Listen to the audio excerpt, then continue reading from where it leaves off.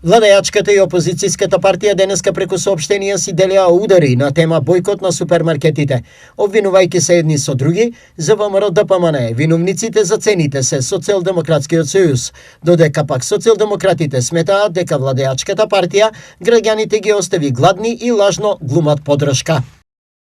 Македонија е сведок на уште едно класично понижување на граѓаните. Со месеци цените растеа до небо, граѓаните едва и преживуваат плата до плата, а власта на ВМРО ДПМН немо стоеше и гледаше како трговските ланци ги цицаат парите на луѓето. Сега, кога граѓаните сами се кренаа, тие глумат дека се на негова страна. Изнесоа од СДСМ.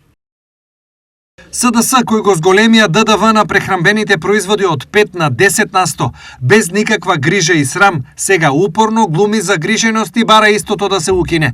Пустошот кој што го оставија за 7 годишното владење, ни со магично стапче не може да се среди за 7 месеци. Ако некој е виновен за цените на производите, тоа се единствено СДС.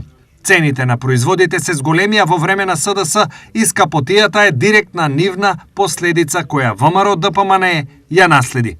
Соопштија од ВМРО ДПМН.